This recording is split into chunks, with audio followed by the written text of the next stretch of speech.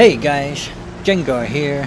Welcome to the 10th episode of A Jabber with Jengar, in which you are looking in the background today at one of the other matches I had in the P-38J Lightning. Fantastic plane. But you heard me talk about that thing already, and we're not here for that today, but I hope you enjoy the footage while I jabber away. 2 years of YouTube. Now let's get into that. That is a major subject and an epic time period in which I had a lot of ups and also a few downs.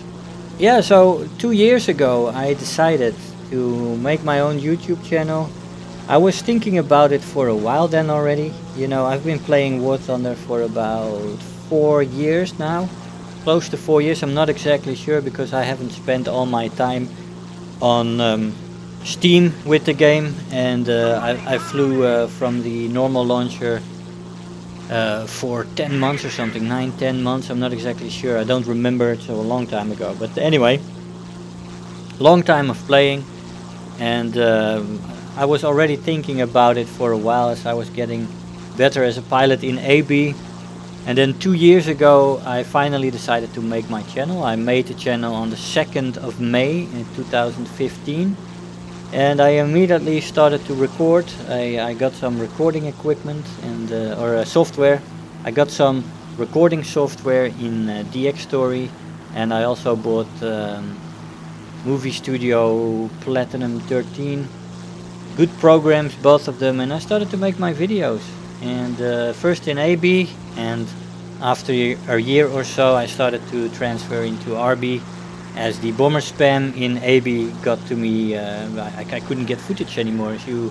If you have been looking at me for a long time, you've seen that period and where I got frustrated with the AB matches, and you saw me play more RB, and then I started to enjoy RB more and more, and now I am basically an RB player that also plays AB now and then.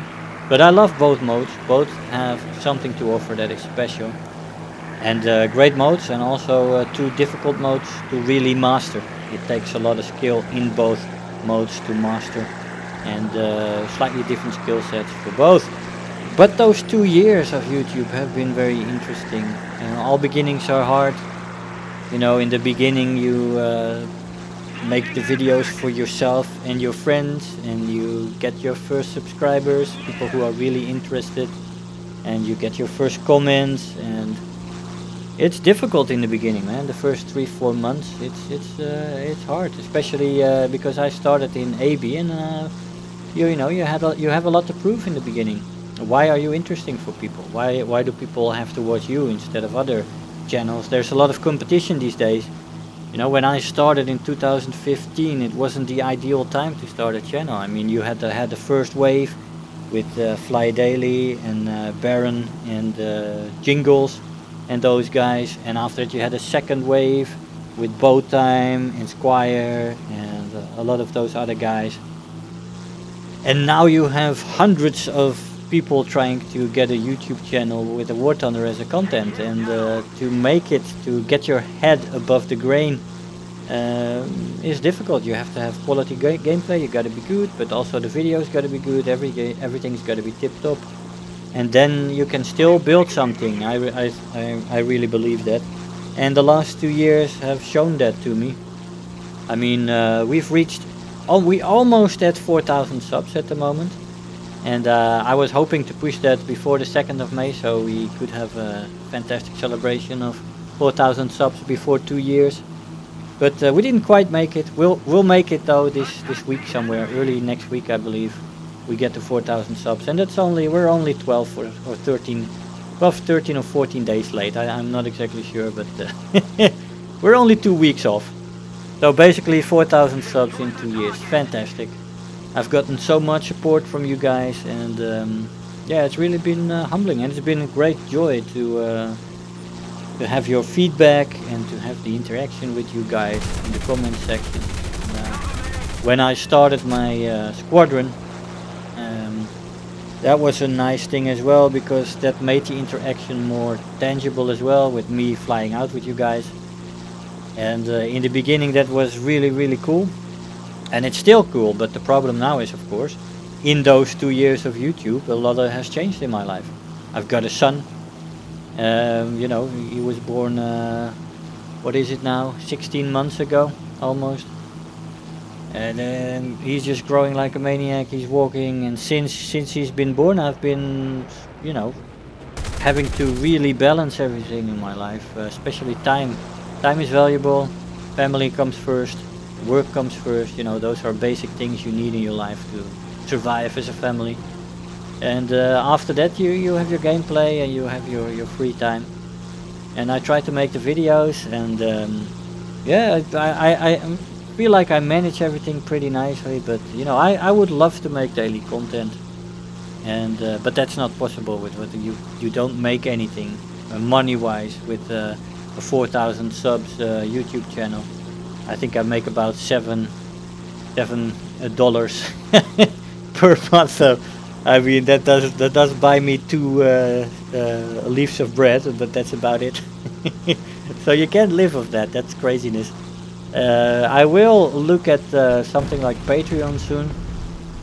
I've been thinking about that for a while already, but you know, it's not important to me right now.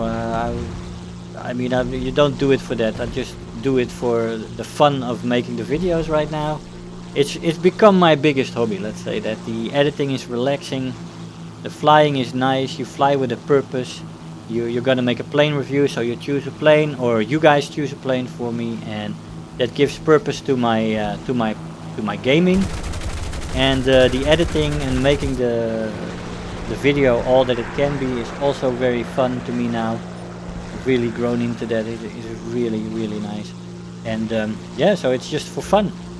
But if people want to donate, and I've had some people say that along the way, that they would love to have an option to donate to me sometimes, because they really appreciate the content. They have kids as well, they recognize the effort and the time that it takes and the difficulties you run into when you're running a family, you have work and you're still trying to run a YouTube channel.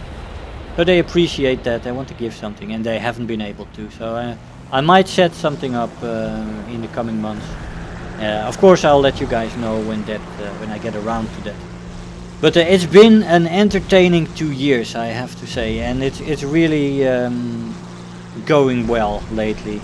The incoming subs are very enthusiastic, and we've been growing exponentially.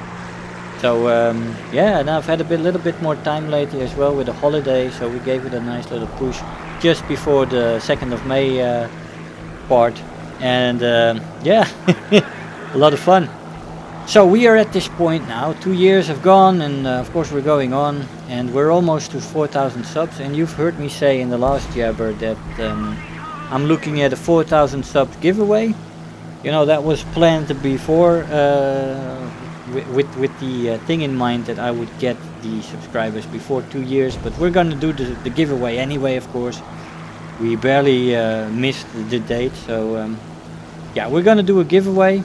And I've thought about it a while. Should I do a giveaway of the Fiat pre-order, the Italian pre-order for the T4 plane, or should I do more?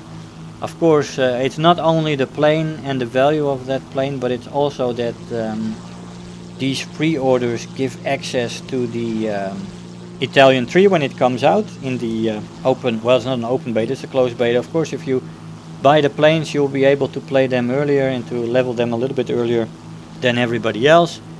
So you're also giving access to that. So I've decided to give away 3 biplane packs. Now you have the biplane, that thing is 10 euros, and if I give away 3 of those, I give away 3 biplanes, which is may not be the most fantastic plane, but I also give away 3 times access to that pre-order program, which I think is nice, and I think it's nicer than giving away 1 Fiat. The Tier 4 Italian plane, that's also on pre-order. That thing is 30 euros in total, and well, I mean, then you give 1 person access and instead of 3, so now I make 3 people happy. So what you gotta do, of course you guys want to know that, well, it's gonna be fairly simple. When we hit 4,000 subs, that will be pretty soon, then somewhere in the next week I will release my 4,000 subs thank you compilation. And in that compilation I want you guys to leave me a comment about how long you've been a sub and why your time as a sub has been fantastic. Or not fantastic, but you stuck around anyway. So you just make a nice comment with why you feel that you are here and why you feel you stayed here, through the good, through the bad, through everything. And you can make an original comment, you can make a sincere comment, you can make a lovable comment, you can make a humorous comment, whatever you want. I won't break it down into categories or anything. Just give me the reasons why you have been a sub and how long and why, and what you enjoy the most. And make it a little bit original, and I choose the 3 best comments that made the most impact on me. And I give the 3 packs to the people with the nicest comments. Well, not necessarily the nicest comments. You can also say, well man, you're so freaking hilarious because of your accent that I stuck around for 3 years because every video makes me laugh. If you make a comment like that, then you also have a chance to win, of course. I have humor. But so yeah, we're gonna do it like that. Just wait for the compilation to come up, leave me that comment, and after that I will announce the winners in the next Jabber with Jengar after the compilation. So that will be within a few weeks, most likely. I'll make a special Jabber with Jengar, a shorter one, for that announcement with some other subjects. So there's that, that's a giveaway. I wanted to go a little bit into the game as well, which I think for after those 2 years and with the Italian planes coming, you know, the game has been improving. I really do think so. I mean, there's been a lot of controversy about Gaijin not listening to the people playing the game, ignoring things and stuff like that. And I've always been a little bit in between. I recognized the critique, and I've also had some critique, and you always think, why don't they fix this? This is obvious, should be fixed. But after my almost 4 years in the game, I'm slowly starting to see that everything slowly is falling into place. I really feel now that Gaijin has a master plan, and they are slowly working on everything, but they have to get certain things into place. They have to work according to their schedule, and then the other things will come. You know, lately we saw a lot of improvements on the flight models, for example. You know, we have had several patches where they improved with a whole washing list of planes where they looked at the flight models and were tweaking flight models. They've been tweaking the guns. You know, they reduce the damage, they increase the damage, they are tweaking things, they are trying to make things better. They were looking at the damage models, you know, they buffed the bombers a little bit too much, then they took away a little bit again. And same for the fighters. They are working on the visuals of the game. They introduced that new, I don't know what that was, it was a while ago, that shader thing or whatever it was, I don't exactly remember, but they are improving on the visuals as well constantly, and they're making fixes. And I think the plane or the game is shaping up slowly but surely into a magnificent game.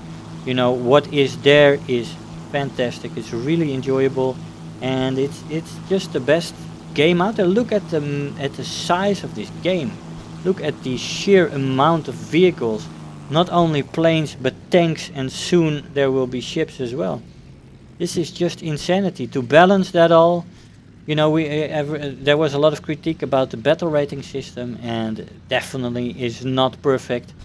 But they have also made changes to that. They have been listening more and more to the community, and making the battle rating changes needed to get it closer to workable. You know, maybe in the background they're working on another system. I don't know. Nobody knows. I guess they will say that when they do. But the battle rating system, I think, is slowly shaping up to become something good, actually. And I think the major area where they can now still make improvements is the jet area. For example, a workable, serious 7.7 battle rating and an 8.7 battle rating would be fantastic, where you only have the top jets in the 9.0 bracket and then put a lot of the 8.0 planes in a 7.7 bracket, so that they only face the 8.7 bracket, which has to be made then with planes like the Panthers and the machine gun sabers and stuff like that.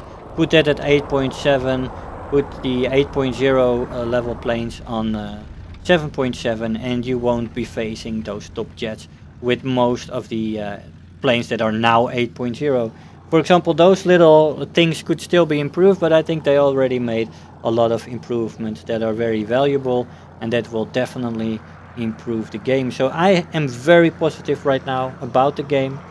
I think they're heading into the right direction, and I think more and more they are developing this game together with the community and not ignoring the community anymore. But I think they were doing that because the fixing and the tweaking of the game only was on their agenda after certain things were in place, and I think we're seeing the effects of that right now. I already mentioned it a little bit, but I want to talk about 1.69 right now, the Italian Tech tree. To start off with, I bought both premiums. I found the decision to start with the Italians before the ships fantastic decision. Very wise to prioritize this above the ships. The ships are clearly not ready yet, and I think their testing for them has showed that as well. I think there has been a good drop-off of the amount of people who are playing that when you have the pre-beta test weekends, and I think they realized that they needed to work on that still. They need to tweak that. They need to take their time with those ships, because if they release it in its current state, it will flop, I think, because it's just not entertaining enough as of yet. It has potential, and I've made one video about the naval, and I said as much, you know, it has potential, but it is just aiming all your guns at a target right now and just shooting the hell away and get 3 compartments to black or hit something critical and you get a ship. But it was nothing but a slugfest so far, and but it does have potential, and I think the physics are good, the environment looks good, the water looks good. They have a lot of things in place, but they need to continue to develop ships before they release it, and that's why I think it is brilliant decision of the team at Gaijin to come up with the Italian tree before they start with the ships. I mean, a lot of people have been waiting for the Italians for all the years, because they might have expected the Italians to be in game from the start, because you know, as we all know, the Italians were a major power during the Second World War, and they have a lot of interesting planes, so it will be fantastic to play, especially for veterans like me, people who played the game for close to 4 years or since the beginning. People have had everything completed. That, at least if I talk about myself, I completed the last 3. I got my last British jet fighter, I think 9 or 10 months ago, and that was the last plane I had to unlock, and I have nothing to unlock, nothing to work on since then. I've just, well, of course I have my channel, and that gives me a purpose, but for other people it's like unlocking planes, working towards goals, and know, the grind, as they say, although I would recommend never to do the grind, but just play whatever you feel like in whatever nation you feel like playing that day, and you will unlock things automatically because you're having fun. And that's the way I've been playing for 4 years, and I've never got bored in the meantime, and I have never taken a break in the meantime either. So, you know, just play all the 5 nations, and in the future then all the 6 nations. Play whatever you feel like, and you'll never get bored. There's so much variety in this game. You know, when you grind with a plane that you have to use because it's the best plane to grind the next plane with, and you grind and grind and grind with that plane, you'll drive yourself crazy, and you'll burn yourself out on a game where you need a month off, and then you come back and then you do the same thing and you think, why am I playing this game? No, you shouldn't do it that way. You should just play what you have, click a plane to research, forget about it after that, and when you play, you just choose, and you do that for all the nations, and you fly whatever you feel like at that moment, and you bang, you unlock something. You're like, oh yeah, I was researching that for this tree. Oh, fantastic! I have a new plane. That's nice. Well, what shall I research next? Oh, that looks like a nice plane. Click that and forget about it again immediately. And that's the way I recommend you to play this game, and this plane will never get boring when you do that. I only fly planes, I never needed tanks, but if you play tanks as well, then you have even more variety in the game. You're a little bit tired of planes, you play tanks, and vice versa. And in the future ships, who knows. But anyway, back to the Italians. I am so looking forward to that tree. It's a whole new tree to work on. Fantastic new nation, Italians. It's gonna be so much fun. You know, playing those planes and unlocking new ones. It's been an experience I've missed for the last 9-10 months. I'm not exactly sure how long that was. And I'm gonna thoroughly enjoy the Italian tree and unlocking those planes. And I can't wait. Can't wait. Fantastic. So let me know what you think, by the way, if you're looking forward to the Italian tree. And what you were gonna do, if you already unlocked everything like me. Have you been playing a long time, or are you just gonna unlock it together with all the other trees that are still to unlock? Now, last part of this video will be a small question and answer. I didn't do that last time because I focused on other things, but today we are gonna do I'm gonna take a few questions from the last episode and a few questions that I thought were relevant. Ryan Davis asked me, should I use the B-29 for an easier way to grind out the US tech tree? That's an interesting question, and I've touched on this subject a few times already.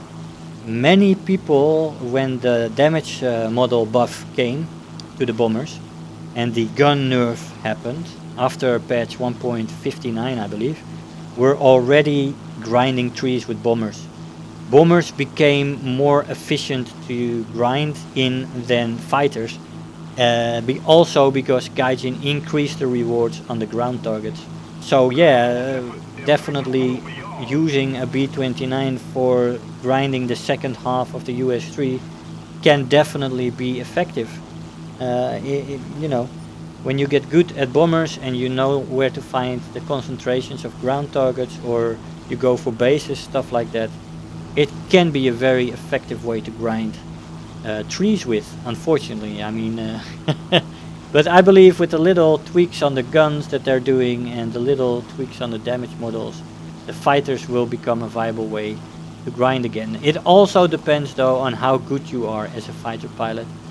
If you shoot down one plane per match, then using bombers and getting 5, 6, 7, 8 ground targets or 2 bases is more efficient than that one fighter. But if you kill 3, 4 fighters per game, sometimes 2, and you get a few ground targets on the side, then using fighters might be more viable. So that's really an individual thing. But yeah, bombers definitely are a competitive way to grind a tree, I believe. Next question was by Creepy Schnitzy Online. If I play sim battles and if I'm planning SB videos. Well, that's actually a pretty easy answer. I don't play sim battles, I don't have a joystick, and I feel that the control scheme is so much different from AB and RB. That is a completely different game. Just like tanks are a completely different game from planes. SB is so much different from AB and RB that you really need to put in a lot of time to master it. Just like you need time to master AB and RB, which are pretty similar in the control scheme, right? But there is one thing I don't have: a lot of time. So if I would focus on sim battles, then I would not have time left to make my videos on AB and RB. So that it's actually not a choice for me. I cannot focus on SB because I do not have the time to make myself a master in that mode. It would take too much time, and I don't have that to give. I mean, my son is learning to walk right now. He doesn't walk loose yet, but he does walk with help. And that is just a magnificent period. And beside that, all the things of life together with the video making, I don't have time to focus on making myself an expert in a new mode, because I am a little bit of a perfectionist and I would want to be an expert in a mode before I would start to make videos on it, or at least sufficient, like when I started in RB. So no, I am not planning SB videos. Next question by Bama Fader. I saw a player with a kill-death ratio of up to 24:1 in realistic battle. How is this possible? Interesting question.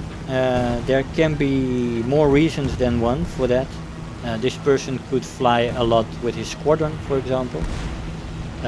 Flying in a squad of 4 in RB gives huge advantages that you get with protection and people protecting your 6 and calling out enemies that come in. If you fly alone, you are responsible for yourself. You look around and there's only you for protection. When you fly with 3 others in a squad of 4, huge difference. Those kind of numbers are not impossible when you fly a lot in a squad. It may also be that this is a very careful flyer, a very disciplined flyer who aims to take 2 kills but takes 0 risks. And when his team is losing, I've also seen this happen, where people fly back to the base with 1 kill and they see their team get slaughtered and they decide not to go up. They J out of the plane after repairing. They don't get a death from that, and they get away from that game with 1 kill. And that's also a way people can do it, for example. It could also be, of course, that this player just has a lot of skill, and in combination with one of those two. You know, you always have the expert, the really talented players that are just a cut or 2 above the average player, and well, you know, you get good kill-death ratios after you've been in the game for a while and you have a certain talent. But that, I think that doesn't account for 24:1 ratios. I think that one of the other things comes into mind, though. Either a very careful player that J's out at moments where his team gets slaughtered, and so he or she doesn't get a death, or somebody who flies a lot with teams. And it also may depend on what kind of level this person is flying at. If I would fly only level 1 and 2 planes, and I would fly the plane according to the flight style, you know, you could get pretty high kill-death ratios as well, even without flying in a team or doing that J-out tactic. Anyway, there's a lot of reasons why somebody might have a 24:1 kill-death ratio in certain planes. But don't stare yourself blind on those kind of numbers. I think those are the rarities in this game, and like I said, they may have several reasons why that came to be, and no reason to compare yourself to that. Last question today. Hunter Killer 151 asked me, what's the difference between the G10 and the G14? Well, as far as I know, and I mean, I don't have the time to research every single plane in depth, but the G10 is meant for more high altitude, and the G14 is meant more for lower altitude. And in the meantime, the G10 is faster and the G14 is more maneuverable. That's just the small basic differences. But for most players, you won't notice the difference between these two planes. I mean, if you don't fly them out constantly, and you're not an expert 109 fighter, a pilot, the differences between these planes are so small that you really will not notice them.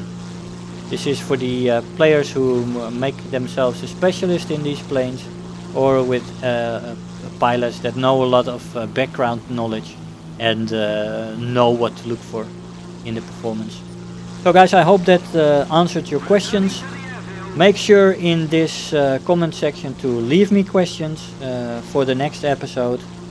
I want to thank you guys for the support over the last 2 years, and I hope you'll keep supporting me over the next 2 years, in which we'll try to achieve more growth on the channel and more interaction between you, me, and between you guys as well. I've seen more and more interactions between my subscribers in the comment section, and that is also great to see people discussing planes, people discussing tactics, and that is something I want to build in this community, where we help each other.